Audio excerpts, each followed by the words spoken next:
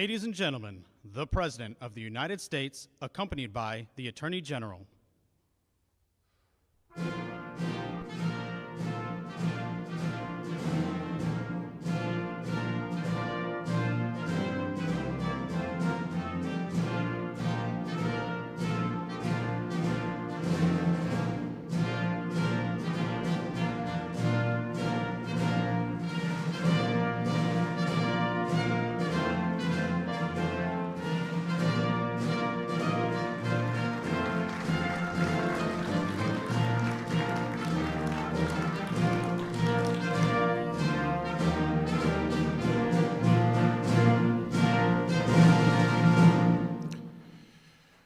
Good morning, everybody, and thank you for joining us today. I'd like to thank President Trump for hosting this ceremony, and let me say that it's an honor to serve under a president who is so strongly a supporter of law enforcement and has the back of police officers and first responders. Thank you, Mr. President.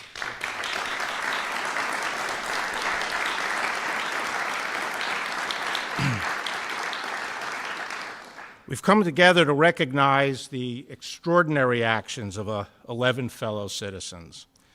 The President has chosen to honor 5 civilians from Texas who displayed an extraordinary degree of care for their fellow man, putting their own lives at risk. We also honor 6 police officers from Ohio who put themselves between a gunman and a crowd of innocent civilians. For the people out in Dayton that night, these officers were the thin blue line between life and death. The actions of these 6 officers show that while that line may be thin, it is very strong. Established in 2001, the Medal of Valor is our nation's highest public safety award. Officers across the nation are nominated by their peers, but only a handful are selected to receive this honor. Traditionally, this process occurs only once a year. However, the law permits the Attorney General to expand the total number of recipients when exceptional instances of bravery arise. And so that's what we did this year. In my eyes and in the eyes of our nation, this special recognition is warranted. Valor is a word we don't commonly hear. People can show courage and bravery confronting many different challenges in life, but valor connotes a willing putting oneself in mortal danger to protect others. We humans have a powerful instinct to flee from peril. It takes a special kind of courage, a deep sense of duty, and extraordinary character to overcome these impulses, and for the sake of others, to run toward the danger. And we thank God that on that horrible night in Dayton, we had men of these qualities. As we honor the valor of these men, we must recognize that we cannot take them and their brothers and sisters in law enforcement for granted. Serving as a police officer is the toughest job in our country, and as they put themselves on the line to keep us safe, they deserve our gratitude and support. We are grateful not just for the courage of these officers, but also of their families. And we salute those families here today. You encounter long days and restless nights. Still, you endure them for all of us. Our very ability to live normal lives, to go to school, to go to work, and to pursue our aspirations without fear is only because of your sacrifice. The brave actions of today's honorees from Dayton and from El Paso should awaken in all of us a new dedication to service and selflessness on behalf of our communities. So God bless our heroes and their families, and thank you, Mr. President, for the opportunity to express our appreciation today. Thank you very much.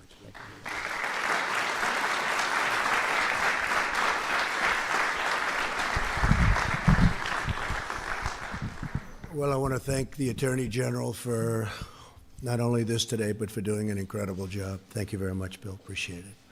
Today, I'm honored to welcome you to the White House as we recognize 11 extraordinary American heroes. These incredible patriots responded to the worst violence and most barbaric hatred with the best of American courage, character, and strength.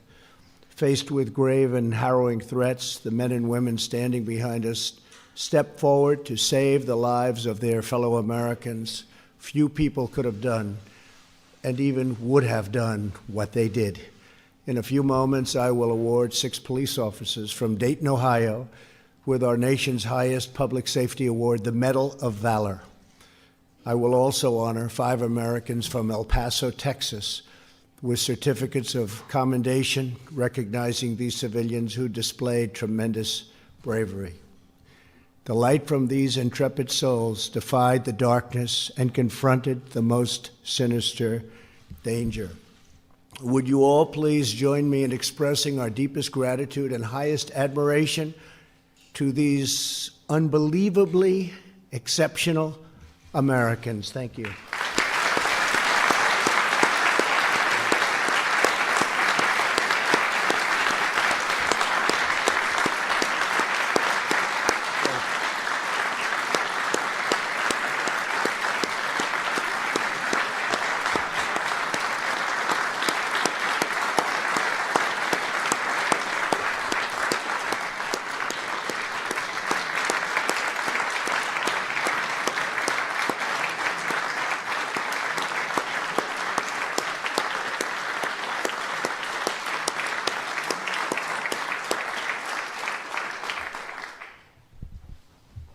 We're also joined by Senator John Cornyn and several members of my cabinet, and I want to thank you all for being here. John, thank you very much. Most importantly, to the families of our heroes, you understand better than anyone the difference your loved ones have made in the lives of so many Americans. We treasure you, and we really do thank you from the bottom of our hearts. Again, thank you very much. Great job. 1 month ago, America witnessed horror beyond belief.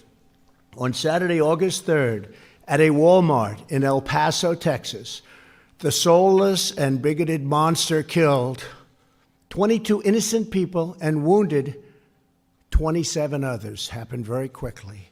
It was a racist attack motivated by pure evil hatred. The next day in Dayton, Ohio, a vile and wicked murderer stole 9 lives and injured 34 others. Our nation is shocked and enraged by these inhuman and sadistic acts of bloodshed. We fail to comprehend how any person could be so warped by malice and contempt. Every heart breaks for the families who lost precious loved ones, and every American grieves for those who were so cruelly taken from us. In the midst of such profound anguish, one memory fills us with hope. When evil showed its hideous face, Americans of all walks of life rose up, and they did. They rose up. They defied fear. They stared down death to protect the innocent, and stand tall they did, just for righteous and for good. Several days after the shootings, the First Lady and I visited both cities. We met with first responders, hospital staff, survivors, and families. We will never forget the unity and love we saw in those communities and at those hospitals. It was incredible. In Ohio, I had the privilege of meeting the 6 Dayton police officers who, without a moment's hesitation, immediately and courageously engaged the gunman, ending his attack and rescuing countless lives. Who knew and who can even understand how many lives would have been taken if they didn't act so quickly? Just after 1 a.m. on August 4th, these officers were patrolling the streets of downtown Dayton when the killer opened fire into an innocent crowd. The shooter continued firing as he ran down a sidewalk packed with people. Sergeant William Knight was stationed in his cruiser about 150 feet away. He heard the gunfire, jumped out of his car, and quickly returned fire. Meanwhile, Officer Brian Rolfus ran directly towards the shooter and into the onslaught of incoming bullets. Then officers Jeremy Campbell, Vincent Carter, Ryan Nabel, and David Denlinger moved in, engaging the shooter at close range, calling upon years of training in the span of an instant. Millions of Americans saw the video footage of these officers calmly charging forward in the midst of chaos and constant fire. Without a thought for their own safety, they stood square to the target, executed their mission, and brought down the murderers with precision gunfire. It was just before that maniac was ready to enter a very crowded restaurant and bar. Within 32 seconds of the start of the attack, these 6 officers ended the violent rampage and saved countless lives. Today, it is my immense honor to award the Medal of Valor to those law enforcement heroes, Sergeant William Knight and Officers Brian Rolfus, Jeremy Campbell, Vincent Carter, Ryan Nabel, and David Denlinger. To each of you, we are in awe of your swift response, sterling professionalism, and rock-solid nerves of steel. On behalf of our entire nation, we thank you for your remarkable and heroic actions in the line of duty. And we just want to thank you so much. What a great job you've done. Thank you very much. Please.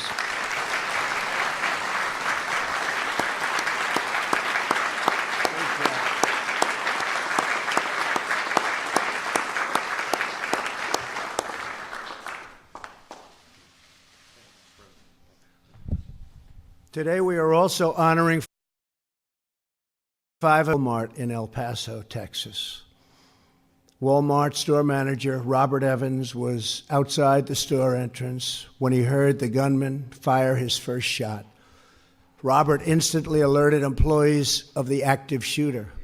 He saw the killer heading towards the store, so he raced inside and directed customers toward the nearest emergency exits, helping hundreds escape to safety. Incredible.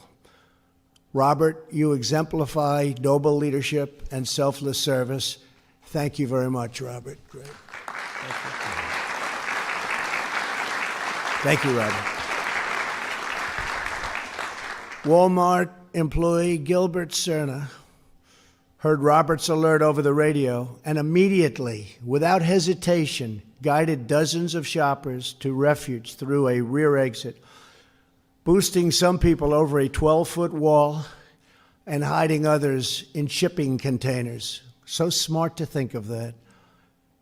Who would think of that under these circumstances? A lot of people would just run for their lives. He cleared out the back area of the store a minute before the shooter got there. Gilbert, your unwavering resolve inspires us all. Thank you very much, Gilbert. Great job. Thank you. Maricela Luna was managing the McDonald's inside the Walmart when the murderer burst into the entrance. She quickly gathered customers from the lobby and led them to refrigerators and other hiding places, shielding them from the shooter's line of sight. Thank you, Maricela, for racing to rescue others from grave danger. Thank you very much. Thank you, Maricela. Thank you.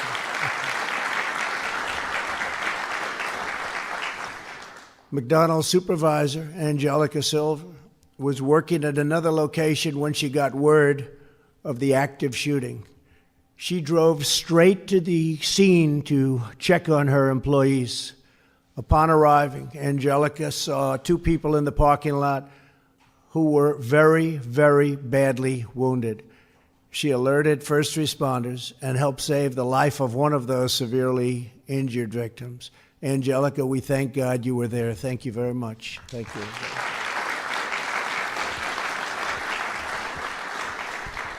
Chris Grant was picking out snacks for his kids when he suddenly saw the murderer firing at innocent shoppers a few aisles away from him. Chris grabbed, listen to this, soda bottles and anything else in front of him and began hurling them at the gunman. distracting him from the other shoppers and causing the shooter to turn toward Chris and fire at Chris, whereby Chris suffered 2 very serious gunshot wounds, but he is recovering well, and we wish him the best. His family is here. So please thank Chris for us. Please. Think of that. In the darkest moments of danger and despair, God calls the bravest to action. These 11 individuals answered the call. They stared down evil. They put love of neighbor above life itself. And we are blessed by their courage. We are honored by their presence. We are overwhelmed by their example. And we are forever inspired by the goodness of their hearts, the grace of their souls, and the enduring greatness of their deeds. To every one of the heroes we recognize today, thank you and God bless you all. Thank you very much. Incredible. Now I would like to ask the military aide to come forward and read the citations, please.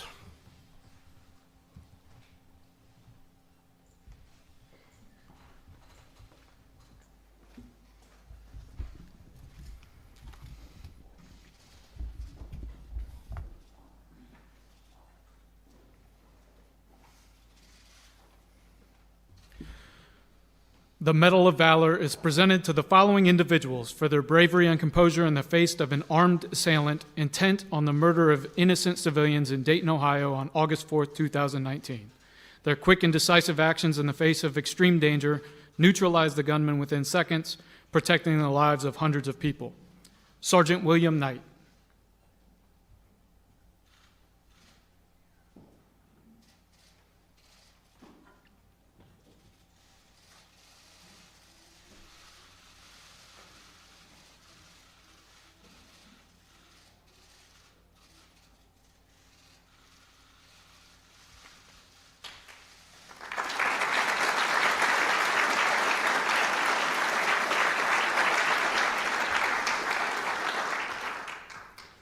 Officer Brian Rolfus.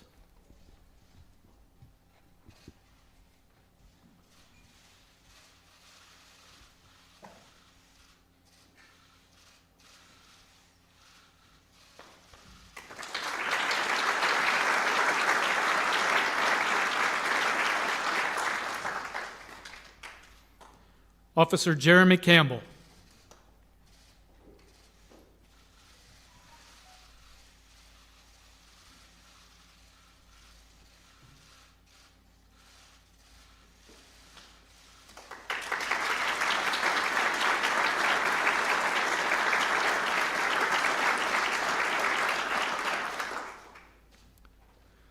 Officer Vincent Carter.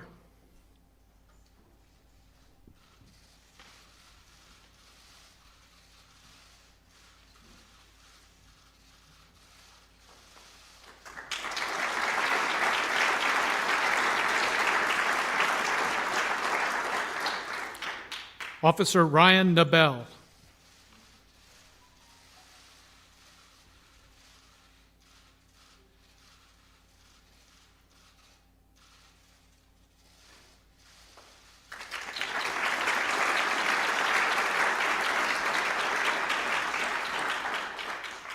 Officer David Denlinger.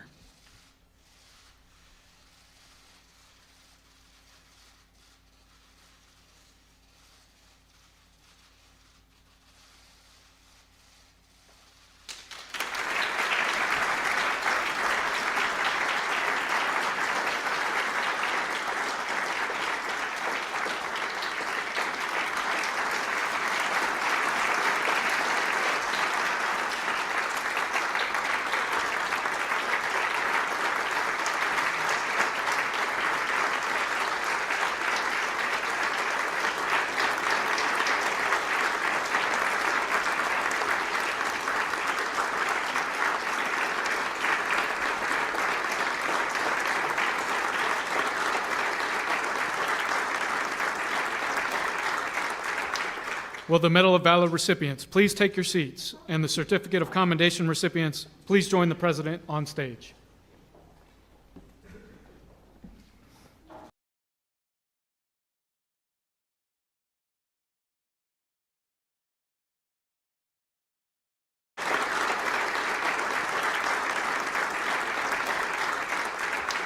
Will the Medal of Valor recipients please take your seats, and the Certificate of Commendation recipients please join the President on stage. But they instead put their own lives in jeopardy to help their neighbors find refuge and access desperately needed medical attention. Mr. Robert Evans.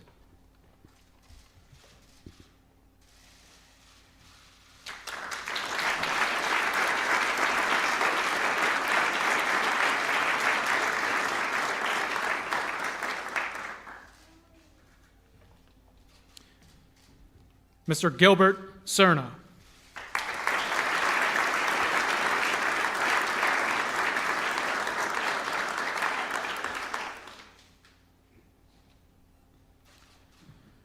Ms. Maricela Luna.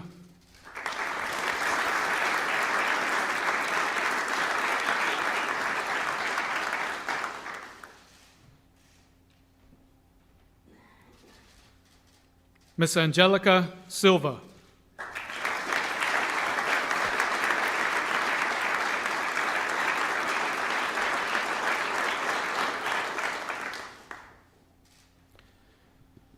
Accepting on behalf of her son, Chris Grant, Miss Minnie Grant.